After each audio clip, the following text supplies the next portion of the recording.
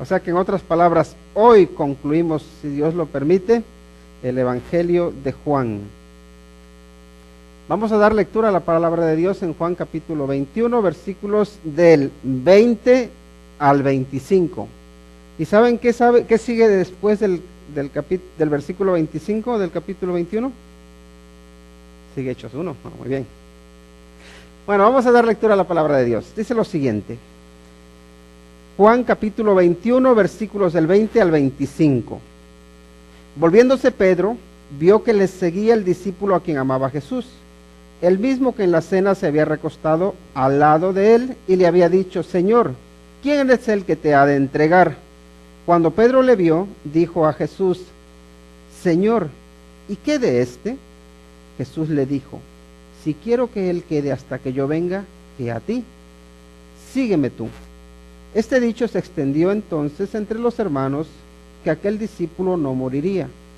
Pero Jesús no le dijo que no moriría, sino: si quiero que él quede hasta que yo venga, que a ti. Este es el discípulo lo que da testimonio de estas cosas, y escribió estas cosas. Y sabemos que su testimonio es verdadero. Y hay también otras muchas cosas que hizo Jesús, las cuales, si se escribieran una por una, pienso que ni aún en el mundo cabrían los libros que se habrían de escribir. Amén. Vamos a orar. Dios santo, en el nombre de Cristo Jesús, nos presentamos con gratitud ante tu presencia para darte las gracias por tu palabra y gracias porque hoy nos permites concluir el estudio del Evangelio de San Juan. Te rogamos porque nos ayudes para que el propósito por el cual este libro fue escrito, que sea una realidad en cada uno de nosotros. Y ese propósito es que te conozcan a ti, al único Dios verdadero, y a Jesucristo, a quien has enviado. Señor, te agradecemos por tu palabra y nos ponemos en tus manos para pedir que tú nos guíes, que tu Espíritu Santo sea nuestro Maestro y que tengamos un corazón que esté dispuesto a escuchar tu voz y a obedecerla. Por favor, guíanos, Padre, pues te lo pedimos en el nombre de Cristo Jesús. Amén. Muy bien, el tema que vamos a tratar en esta tarde es siguiendo a Cristo, confiados en que sabe tratar con los demás mejor que yo. Confiados en Cristo, en que sabe tratar con los demás, o en que sabe tratar mejor que yo con todas las demás personas. Tiene que pasarle a otro modo para que pueda activar el... ¿Ya me obedece?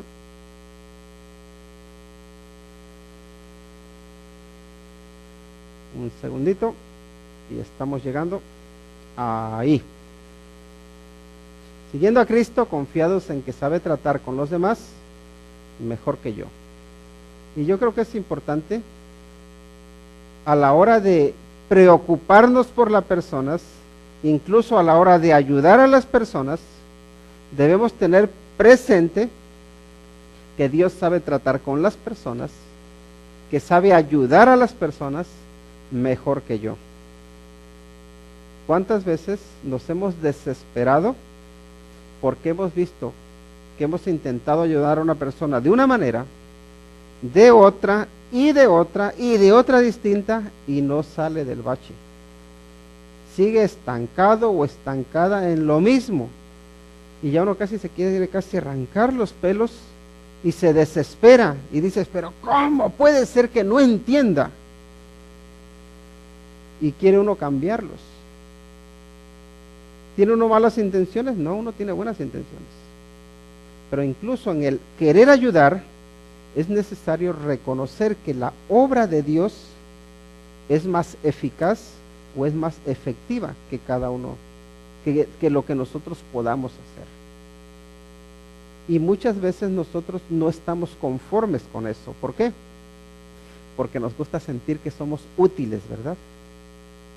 Y no es que Dios no quiera que Dios no quiere, no es que no quiera que nos sintamos útiles, sí quiere que nos sintamos útiles, pero nuestra utilidad, nuestro ser eficaces, debe estar relacionado con depender de Él. Con depender de Él. ¿Es bueno preocuparse por los demás? Claro que sí. Pero hay una obra que nadie de nosotros puede hacer, y es la obra que el Espíritu Santo hace en la vida de las personas.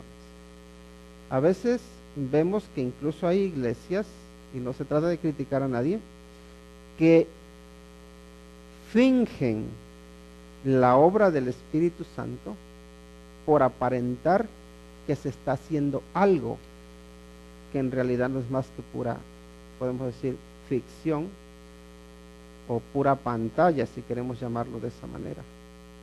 Pero es un error. ¿Por qué? Porque cuando nosotros queremos imitar la obra de Dios, ¿saben qué va a ser? Una imitación. Y va a ser una mala imitación, porque las consecuencias que traiga van a ser negativas. Entonces, cuando sigamos a Cristo, es necesario seguir a Cristo, pero hay que seguirlo confiados en que Él sabe tratar con los demás mejor que yo. Y es así. Vemos aquí en el versículo 20 que dice, el Señor Jesucristo le dijo a Pedro, sígueme, ¿no? Van los dos caminando. Entonces Pedro, dice el versículo 20, que volviéndose Pedro, vio que les seguía el discípulo a quien amaba Jesús, el mismo que en la cena se había recostado al lado de él, y le había dicho, Señor, ¿quién es el que te ha de entregar? No nos está diciendo aquí el nombre del discípulo, pero lo sabemos. ¿Quién es el discípulo que iba siguiendo a Pedro y al Señor Jesucristo? ¿Quién? Juan. Era Juan. Pedro ve que el discípulo amado por Jesús lo sigue. ¿Quién era el discípulo amado? Ahora vamos a cambiar la pregunta. ¿Quién era el discípulo amado? Era Juan. Y Juan iba siguiendo al Señor Jesucristo. La pregunta es, ¿por qué seguía Juan al Señor Jesucristo? Juan nos da una clave muy importante. ¿Quién está escribiendo este evangelio? Juan. ¿Quién dice que era el discípulo amado? ¿Quién seguía a Jesús? Juan. ¿Por qué seguía Juan a Jesús? Porque se sentía amado. No seguimos nosotros a aquellos por quienes nos sentimos amados. El amor es como un imán que te atrae. El amor de Cristo es como un imán que te atrae. La pregunta es, ¿nos atrae el amor de Cristo? ¿De verdad que nos atrae? Porque muchas veces parece que lo que nos atrae son otras cosas. Pero aquí sí vemos que Pedro, fíjense cómo va Pedro, va caminando con el Señor Jesucristo. ¿Hay alguien que nos siga? Sí, hay alguien que lo sigue. Y es el discípulo amado. Y me gusta que dice que es el discípulo amado, porque el discípulo amado, podemos decir Juan, que sabemos que es Juan, es un discípulo que conoce mucho de Dios. Porque ¿saben qué? Lo íntimo, lo importante, tú se lo confías a las personas que amas. Tú se los confías a tus amigos, pero a aquellos que están cercanos a tu corazón, ¿o no? Entonces, Juan, por eso sabemos que tiene el Apocalipsis.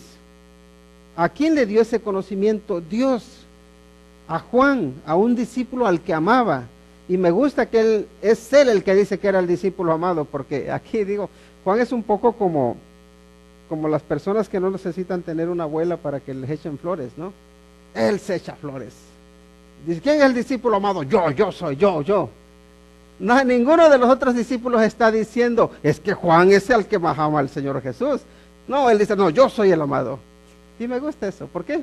Porque se ve así. se ve como aquel a quien Dios ama. La pregunta es, ¿cómo te ves tú? ¿Te ves como un amado por Dios? A aquel a quien Dios le revela sus secretos, aquel al que Dios le habla en la intimidad. ¿Te habla Dios en la intimidad? ¿Te habla Dios en el silencio? ¿Es tu compañero? ¿O de plano no lo oyes? No te habla. Y claro, muchas veces nosotros queremos que Dios nos hable como que escuchemos una voz que nos viene, pero Dios habla a tu conciencia, Dios habla a tu corazón, habla a tu mente, te habla también a través de la palabra. Y tú le escuchas o le escuchamos, porque cuando nos sentimos amados, a ver, ¿quién de nosotros no va a querer leer una carta que alguien que nos ama nos ha enviado? Rápido queremos abrirla y ver, y la escudriñamos y la volvemos a leer y la releemos. ¿Por qué? Porque nos interesa. Pero tenemos la Biblia y sabiendo que somos amados por Dios, muchas veces no nos comportamos como amados por Dios porque no nos interesa su mensaje. Pero es necesario que meditemos en su mensaje, que lo valoremos. Bueno, Pedro ve que el discípulo amado por Jesús lo sigue. Y Pedro es un hombre inquisitivo, ¿verdad? Pedro, al igual que nosotros, desea saber qué pasará con otros discípulos. ¿Qué va a hacer de Juan? Podemos decir que es su pregunta, ¿no? Cuando Pedro le vio, dijo a Jesús, Señor, ¿y qué de este? ¿Cómo se lo habrá dicho? Le habrá dicho para que Juan lo viera, le hubiera dicho, Señor, ¿y ese qué? O le habrá dicho, Señor, ¿y este qué? ¿Qué vas a hacer con él? ¿Cómo le habrá dicho? Pedro era un poco chismosito aquí, ¿verdad? ¿O no? Quizás sea un hombre que está preocupado. Porque está preocupado por qué va a pasar con los demás. A veces nosotros preguntamos por alguna persona, no porque seamos comunicativos, sino porque realmente nos interesa el bienestar de esas personas, ¿no? Pero seamos sinceros, la mayoría de las veces porque somos chismosos, la mayoría de las veces porque estamos como que con lo que tenemos no es suficiente, queremos más, queremos llevar nuestras cuentas y las cuentas del vecino y las del otro vecino y queremos saber de todo, pero no necesariamente porque queramos ayudar o porque estamos deseosos de echar una mano. Y yo no sé cuáles son las intenciones que tenía Pedro aquí, pero él sí quería saber por qué iba a pasar de Juan, qué iba a pasar del discípulo amado. Y parece ser que Juan era el discípulo más joven que andaba con el Señor Jesucristo. Y es normal que si Pedro era de los mayores, que se preocupase por el más joven. ¿Qué va a pasar con este joven? ¿Qué va a pasar con el Señor? Puede ser que se haya preocupado. Ahora, la verdad es que la respuesta que le da el Señor Jesucristo me hace un poco dudar de las intenciones de Pedro. Pero no voy a dudar de Pedro. Lo mismo cuando llegue al cielo va a decir, ¿tú por qué pensabas mal de mí? Y decir, perdona, no, es que yo creía que eras como yo. Tal vez sí tenía unas buenas intenciones. Pero el caso es que Pedro pregunta por el Señor Jesucristo, perdón, por Juan. La pregunta es, ¿nosotros preguntamos por los demás porque nos preocupamos? ¿Sí o no? Sí, pero por eso, ¿saben por qué estábamos leyendo Filipenses al iniciar? Porque en Filipenses el apóstol Pablo, cuando les escribe, les recuerda que él está orando constantemente por ellos, porque él está preocupado por ellos, porque pregunta por ellos, pero no se conforma con preguntar por ellos, él ora por ellos. Y nosotros cuando nos preocupamos por alguien, creo que es bueno que también nos acordemos de decir una oración por ellos, por pedirle a Dios por ellos. La pregunta es, cuando te acuerdas de alguien, ¿oras por esa persona? ¿O qué hacemos? ¿Qué recuerdos tenemos por esas personas? Porque ¿por qué nos pondrá el Señor a veces a personas en nuestra mente? Para que recordemos lo malos que son, los chismosos que son.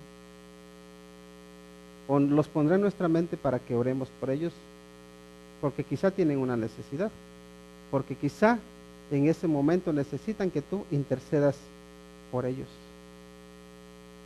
Creo que es por esa razón. Ahora que cuando Pedro le vio, dijo a Jesús: Señor, ¿y qué de este? ¿Qué de este Señor? Ahora Jesús le deja claro por lo menos dos cosas: que Él sabe tratar con cada uno a nivel individual.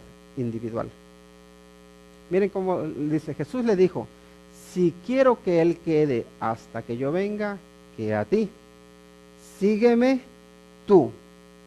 ¿Se dan cuenta? Aquí el Señor Jesucristo le está dejando claro: yo quiero que me sigas tú. No sabemos cuáles son las intenciones que hay en Pedro, no sabemos por qué él está haciendo esta pregunta. Puede ser que haya sido porque realmente estaba preocupado por él, o porque tal vez lo veía como un rival que podría quitarle su lugar en el reino que Jesucristo iba a establecer. Recuerdan que los discípulos tenían un poco esa contienda, un poco esa rivalidad. ¿Quién va a ser mayor? No sé si ya se le había pasado eso a Pedro, pero ahora recuerden que ya ven más la posibilidad de que el Señor Jesucristo establezca un reino. ¿Por qué? Porque ya venció la muerte. ¿Quién puede contra el Señor Jesucristo? Si ya la muerte no pudo detenerlo, ya resucitó. Ya no tienen por qué temer a la muerte. Entonces ahora el reino sí está más cerca. Entonces, Señor, ¿y él qué vas a hacer con él? Porque yo voy aquí a tu lado. Donde tú te sientes, yo estoy a tu derecha. ¿Y el qué? ¿Le vas a dar mi lugar porque es el discípulo amado? Y el Señor Jesucristo: a ver, si quiero que él quede hasta que yo venga, que a ti. Sígueme tú. Entonces tenemos que el Señor Jesucristo nos habla a nivel individual de que sin importar la forma en que Él trate con cada ser humano, Él quiere tener una relación especial y única con cada uno de nosotros. Sígueme tú. ¿Y saben cuál es la principal causa o el principal motivo que suelen decir las personas por el que dejan de asistir a una iglesia? Porque ahí hay un montón de hipócritas. Oh, los hermanitos, muy buenos que fueran. Yo ya no voy a esa iglesia. ¿Por qué? Porque todos son malos y ya no quieren venir, o sea que se contaminen, ¿no? Pero en realidad es una falsedad, eso es un engaño, es una mentira. ¿Saben que si uno deja de asistir a una iglesia, saben principalmente por qué razón es? Por culpa propia. Es por nuestra culpa.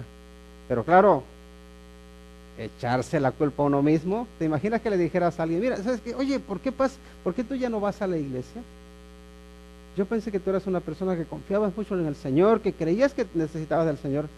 Y te va a decir: ¿sabes qué? Es que soy muy malo. Te vas a encontrar a uno como una aguja en el pajar. Pero generalmente es porque es que me ofendieron, es que me trataron mal, es que me ven mal, es que un montón de razones que puede haber. Pero el Señor Jesucristo, ¿saben qué nos dice? Si son mentirosos, si son hipócritas, si son chismosos, si son lo que sean, que a ti dice. ¿Qué andas tú de metiche o de metijoso? ¿Por qué andas metiendo la nariz donde no te llaman? ¿Qué no sabes que ese hombre o esa mujer está en pie o cae para su Señor? Pero fiel es Dios que lo va a levantar. Y eso a veces no lo pensamos, que Dios está obrando en cada uno de los que estamos aquí. Éramos peores o mejores, pero Dios está obrando. Y aquí el Señor Jesucristo de alguna manera le está diciendo a Pedro: Pedro, no te metas donde no te llaman. Y le está hablando a un discípulo que acaba de decirle: apacienta mis ovejas, alimenta mis corderos. A un hombre que le está dando, o le acaba de encargar una tarea de lo, vamos a decir, de lo más preciosa que puede haber, pero a la misma vez le está diciendo, a ver, Pedro, hay cosas en las que tú no te tienes que meter. Hay cosas que no te incumben a ti. Hay cosas en las que la persona se va a tener que entender conmigo a nivel individual. Nosotros estamos aquí, sí, para apoyarnos, para ayudarnos los unos a los otros, pero ¿saben qué? Hay áreas en las que solamente tú y yo, o tú y Dios más bien, a nivel individual, tienen que tratarse. Y ahí no hay nada que hacer. Pero nosotros que nos creemos que somos más buenos que Dios, ahí vamos de salvadores por el mundo. ¿Y saben qué es lo que nos pasa cuando vamos salvando o queriendo ocupar el lugar de Dios? Nos llevamos cada portazo. ¿Por qué? Por meter la nariz donde no nos llaman.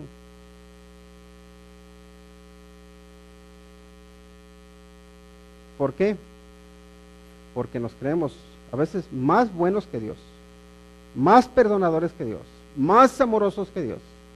Y saben que a veces Dios está trayendo juicios sobre una persona y dice, déjalo, que yo estoy tratando con él. Y tú dices, no, le tengo que evitar ese juicio. Y lo que estás haciendo es interrumpir lo que Dios está haciendo. Ahora, esto no quiere decir que seamos insensibles, no, debemos ser sensibles, debemos buscar el crecimiento de las personas, ayudar, motivarnos, pero cuidado, que yo sepa, ningún hombre ha transformado a otro hombre.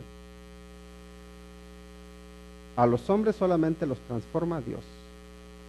Y nosotros somos llamados a alimentar a las ovejas, a compartirles, ayudarles, apoyarles, pero no a cambiarles.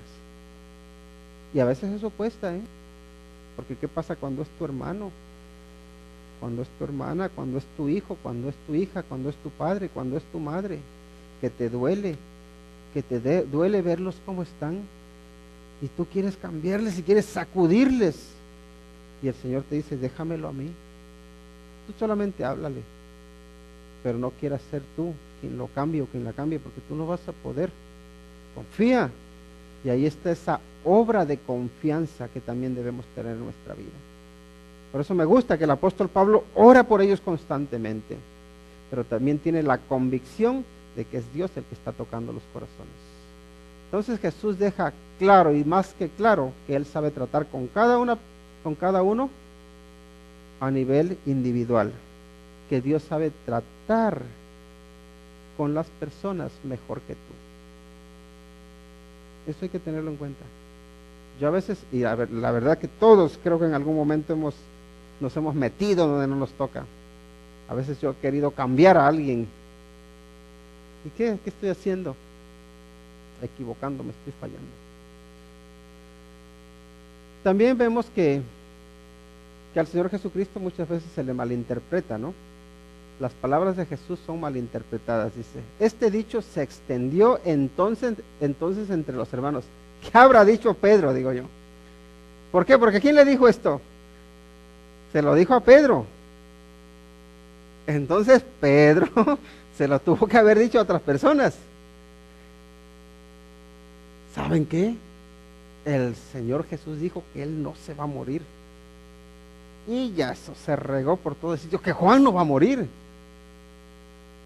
Este dicho se extendió, dice entonces entre los hermanos, que aquel discípulo no moriría, pero Jesús no le dijo que no moriría, sino, si quiero que Él quede hasta que yo venga, quede a ti. Y así somos nosotros. Muchas veces nosotros cambiamos lo que dice el Señor Jesucristo.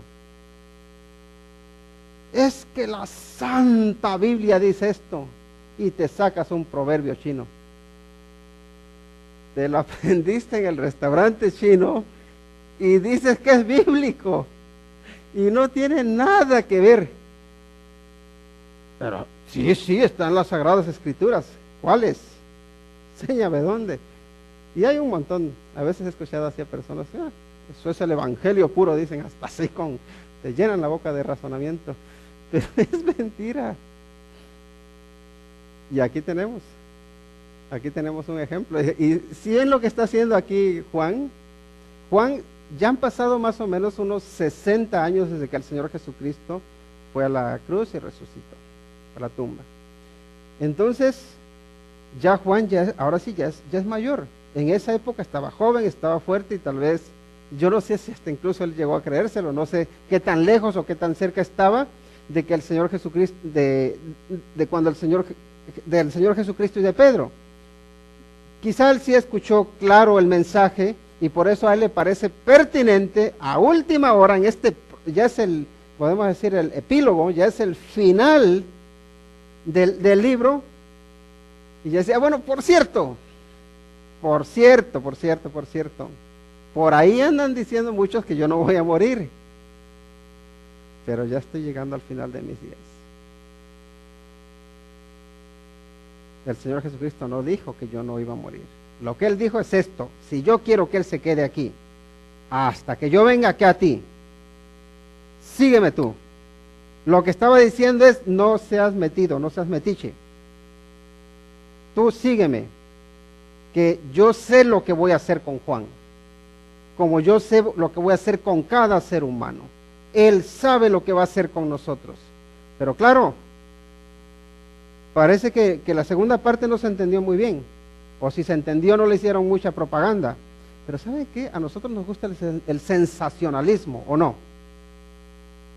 Nos dicen una verdad y antes de decirla voy a meditarla bien, me la voy a quedar, y ya luego no la dices, se queda para ti. Pero en cuanto se levanta un chisme de alguien, ahí entre hermano ora empezamos como que con buenas intenciones a hablar, si tú supieras, y empezamos a darle a la lengua.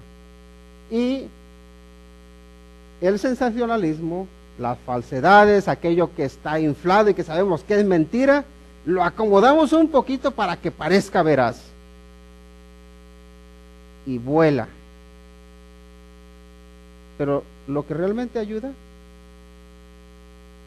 más despacio, somos más cautelosos, y tiene que ser al revés, porque es precisamente la verdad la que trae libertad. Y aquí vemos cómo Juan dice: a ver, antes de que acabe, que sí me voy a morir. Pero el Señor quería dejar claro que sabe tratar contigo y conmigo. Luego también hay otra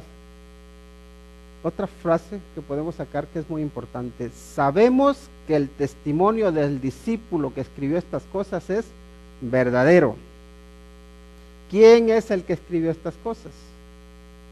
Es Juan, ¿verdad? Otra vez dice: este es el discípulo que da testimonio de estas cosas, y escribió estas cosas, y sabemos que su testimonio es verdadero. Y fíjense, de alguna manera podríamos decir que este es un argumento, eso que le llaman argumento circular, ¿no?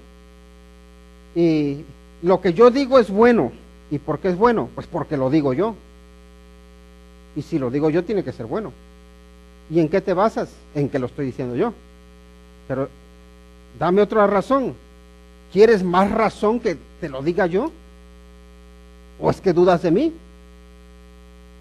Y esos argumentos que tenemos a veces que son circulares, que los basamos, los cimentamos o los fundamentamos en mi persona. Porque yo digo que eso está bien, tiene que estar bien. Pero tú eres la autoridad. ¿Tú te equivocas en alguna ocasión? Claro que te equivocas, claro que nos equivocamos. Pero Juan no se queda con eso. Dice: este es el discípulo que da testimonio de estas cosas y escribió estas cosas, pero no dice y sé, sino que dice y sabemos que su testimonio es verdadero. ¿Por qué? Porque aquí Juan tiene a muchos testigos que pueden decir sí, lo que está diciendo es verdad. ¿Y por qué puede decir que es verdad? Porque ¿saben qué? Desde que el Señor Jesucristo resucitó hasta que Juan escribe este libro, ya les dije, han pasado como 60 años. el hecho de que el Señor Jesucristo haya resucitado no es algo que se quedó ahí a escondidas. Hay muchos testigos, mucha gente sabe, algunos discípulos ya han muerto, ¿no? Que casi todos los discípulos ya han muerto, ya entregaron su vida por causa de Cristo, porque ellos habían visto al Señor Jesucristo resucitado, ya no tenían miedo, ya habían sido transformados. Entonces aquí Juan dice, esto es de conocimiento público, todo mundo sabe que lo que acabo de decirles es verdad. Todo mundo lo sabe. Hay muchos testigos, especialmente los que creen que el testimonio que les estoy dando es verdadero. Y eso es importante, porque ¿saben qué? No ha pasado tanto tiempo. Nos está hablando, está dando un mensaje a alguien que vio de primera mano, que no le contaron, sino que él vio al Señor Jesucristo. Él lo vio en la cruz. Él vio cuando en el sepulcro no estaba. Él estuvo ahí en el aposento con todos los discípulos cuando se apareció el Señor Jesucristo, cuando les enseñó las manos, cuando les enseñó el costado, cuando vio cuando el Señor Jesucristo se manifestó y ya estaba resucitado. También es el que vio cómo el Señor Jesucristo ascendió al cielo, cuando fue ocultado por las nubes. El que escuchó cuando el Señor Jesucristo, yo tengo todo el poder, por tanto he de hacer discípulos a todas las naciones, bautizándolos en el nombre del Padre y del Hijo y del Espíritu Santo, enseñándoles que guarden todas las cosas que yo os he mandado. Es Él, dice, sabemos que el testimonio que les estoy dando es verdadero, porque yo lo vi, dice. Pero no solamente lo vi yo, sino que hay muchos testigos que han visto. Podemos confiar en que lo que el Señor Jesucristo hizo es verdadero. Su testimonio es verdadero. Pero ¿saben qué? La obra de Cristo no puede ser contenida en un solo libro. Y hay también, dice, otras muchas cosas que hizo Jesús, las cuales si se escribieran una por una, pienso que ni aún en el mundo cabrían los libros que se habrían de escribir. Y luego pone amén.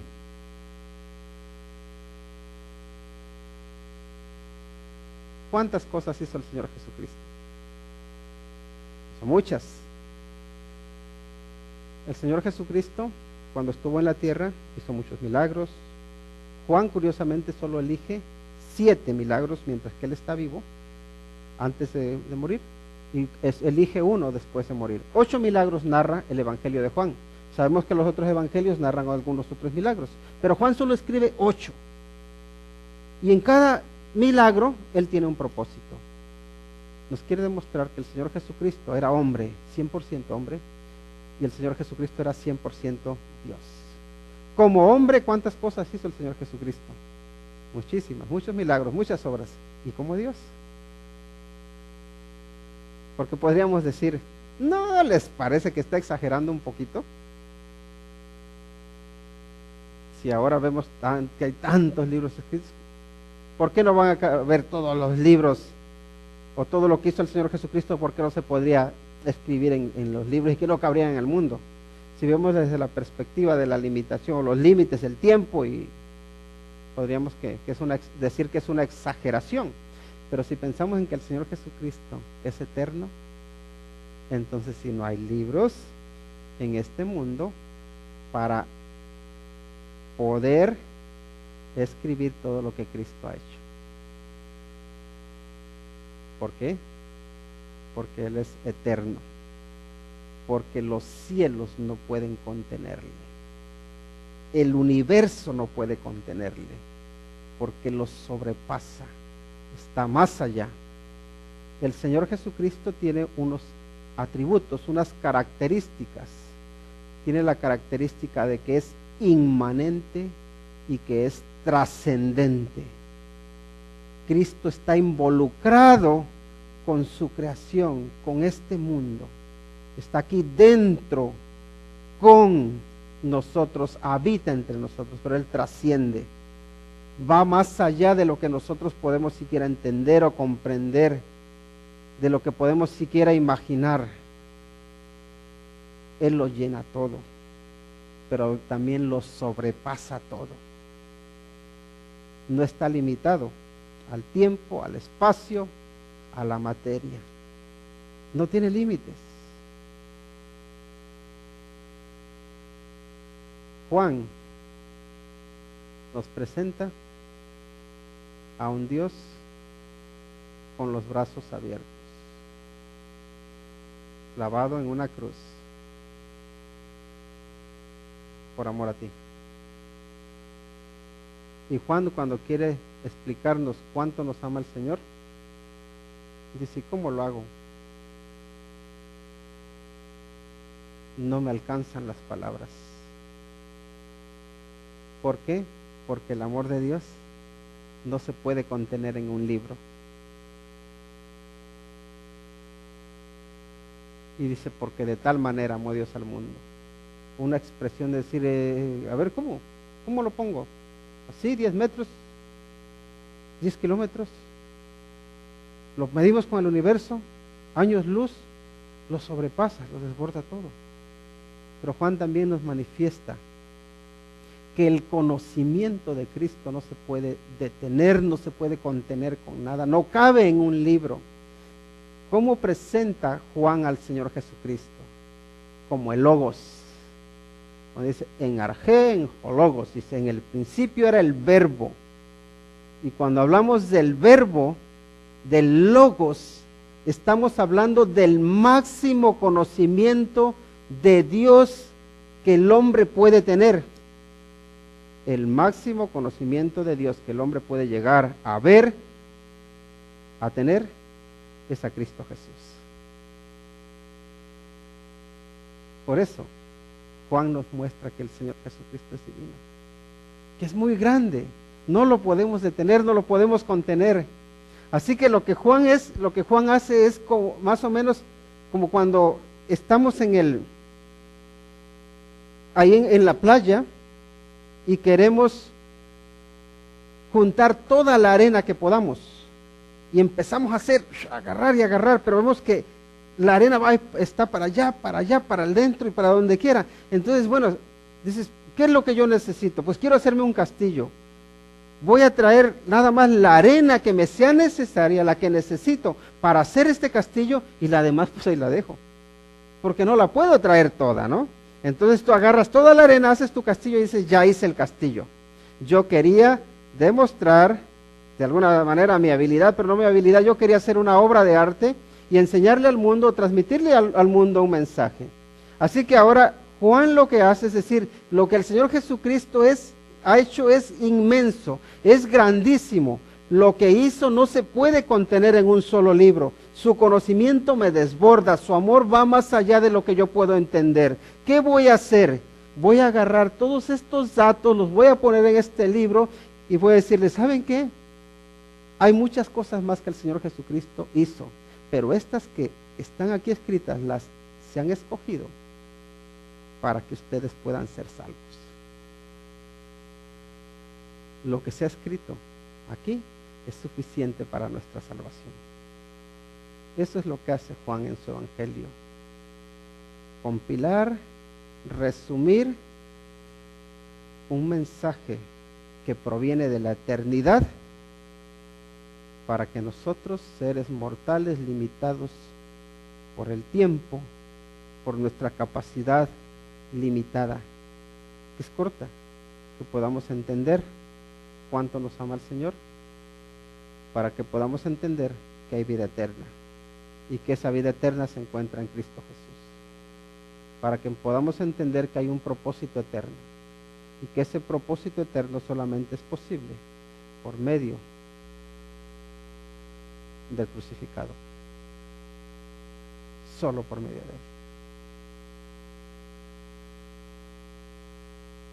él. La pregunta es,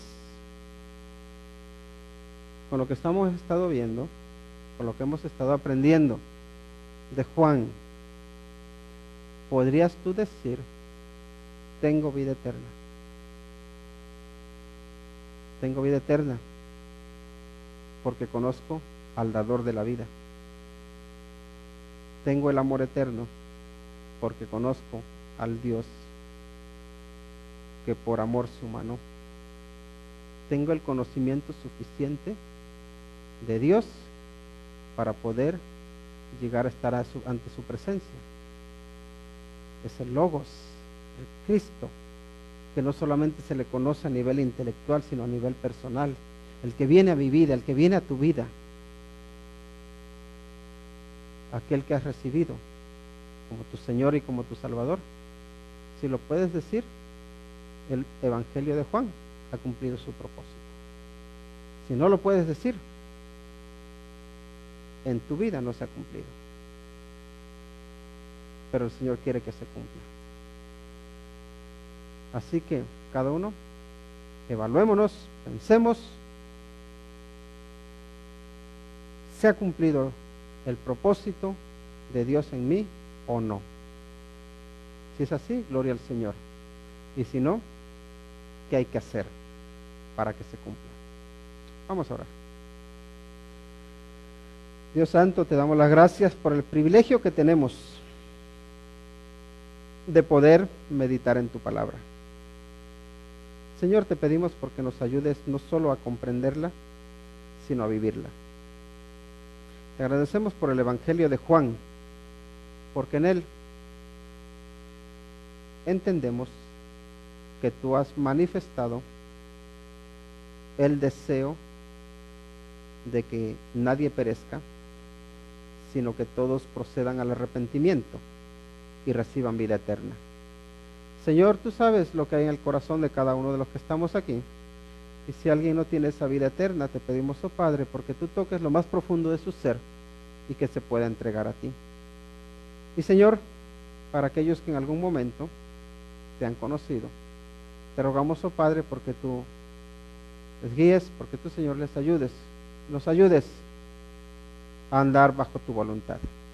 A ti damos las gracias, Padre eterno, por tu santa palabra. Bendícela en nuestra vida, pues te lo rogamos en el nombre de Cristo Jesús y por su causa. Amén. Vamos a pasar a celebrar lo que es la Santa Cena, y voy a pedirle en este caso a Beto y a Marcos que si pueden ayudarme a pasar el pan y el fruto de la vid, el zumo, el jugo de la uva. Y bueno, ya saben lo que solemos hacer, pues se da gracias por el pan, se pasa, y después de ello, que ya todos los que vayan a participar tengan, leemos lo que nos dice la palabra de Dios con relación al pan.